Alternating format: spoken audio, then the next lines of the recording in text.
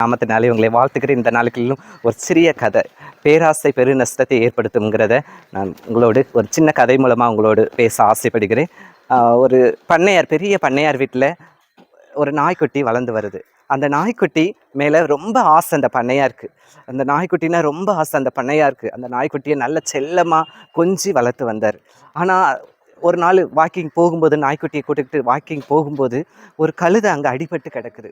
அந்த கழுதை மேலே பரிதாபப்பட்டு அந்த நாய் சொல்லுது, இந்த பண்ணையார் ஐயா, இந்த கழுதை நம்ம வீட்டுக்கு கொண்டுட்டு போயிடலாம், யாருமே இல்லாமல் கிடக்குதுன்னு சொல்லி அதை எடுத்துகிட்டு போகிறாங்க.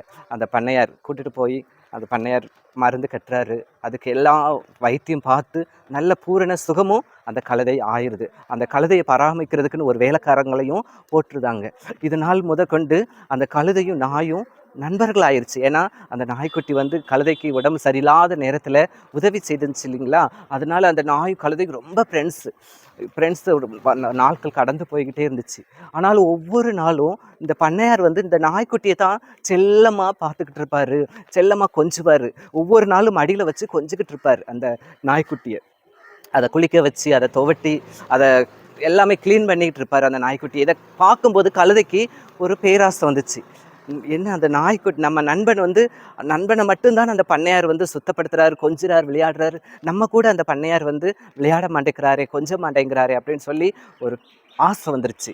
அது ஒரு ஆசை அந்த நாய்கிட்ட போய் சொல்லுது, இது இல்லை என்னையும் கொஞ்சணும், உங்கள் முதலாளி என்னையும் கொஞ்சணும், உன்ன மாதிரி நானும் உன் இடத்துல நானும் இருக்கணும் அப்படின்னு சொல்லும்போது, இல்லை இது பெரிய ஆபத்தை கொண்டுட்டு போயிடும், நீ அப்படி செஞ்சிடாத அப்படின்னு சொல்லி நாய் சொல்லும். ஆனாலும் நாய் சொல்கிறத கேட்காம அந்த கழுதை ஒரு நாள் அந்த முதலாளி வீட்டில் உட்காந்துட்டு இருக்கும்போது அந்த கழுதை போய் அந்த முதலாளியோட மடியில் போய் படுத்துக்கிட்டு நாய் முதலாளி மடியில் படுத்து முதலாளி மூஞ்செல்லாம் நக்கி அது மேலே ஒரு பாசத்தை காமிக்கிறது மாதிரி நம்மளும் பாசத்தை காமிக்கணும்னு சொல்லி அந்த கழுதை போய் அந்த முதலாளியோட மூஞ்செல்லாம் நக்கும் தன்னுடைய நாக்குனால.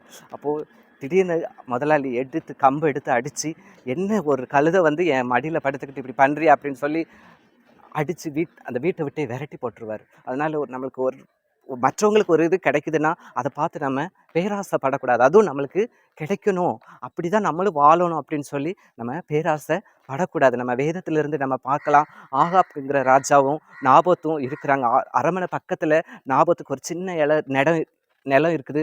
அந்த நிலத்தில் பயிரிட்டு சாப்பிட்டுக்கிட்டு வாழ்ந்துட்டு இருக்கிறார். ஆனால் ராஜாவுக்கு நிறைய இடம் இருக்குது, எங்கேனாலும் அவர் வாங்கலாம். ஆனால் இந்த இடம் தான் வேணும் அப்படின்னு சொல்லி பேராசைப்பட்டதுனால அவருடைய வம்சமே எல்லாமே வம்சம் இல்லாதபடி ஆண்டவர் ஆக்கினார். ஒவ்வொருத்தவங்களும் இறக்கிறத நாய்கள், செத்த ரத்தத்தை நாய்கள் நக்கும்படி செய்தார். அந்த நாபோத்தை எப்படி இறந்து நாய்கள் நக்குனதோ அதே மாதிரி அவங்க ஆகாப்புடைய வம்சத்தில் பிறந்த ஒவ்வொருவருடைய ரத்தத்தையும் நாய்கள் நக்குனது. எல்லாருமே யாருமே இல்லாதபடி, அவன் அம்சம் இல்லாதபடி ஆண்டவர் ஆக்கினார். நம்ம யாருமே மற்றவங்களுக்கு ஒரு உதவி கிடைக்குது, மற்றவங்க இடத்துல நல்லா இருக்கிறாங்க, சந்தோஷமா இருக்காங்க, நம்மளுக்கும் அந்த சந்தோஷம் கிடைக்கணும். மற்றவங்க ஒரு நல்ல ட்ரெஸ் போட்டிருக்காங்க, நல்ல பங்களா கட்டியிருக்காங்க, எங்களுக்கும் அந்த பங்களா வேணும், அந்த பங்களாவில் நானும் போய் இருக்கணும் அப்படின்னு சொல்லி பேராசைப்பட்டு கடன் மேலே கடன் வாங்கி நம்ம வட்டி கொடுக்க முடியாதபடி போயிடுவோம். நம்ம அவங்கள மாதிரி நம்மளும் அந்த பங்களாவில் போய் தங்கணும், நாங்களும் இந்த கல்யாணத்தை ஆடம்பரமாக செலவு பண்ணணும்னு சொல்லி பேராசைப்பட்டு நம்முடைய வாழ்க்கையில் எல்லாத்தையும் இழந்துட்டு போயிடக்கூடாது.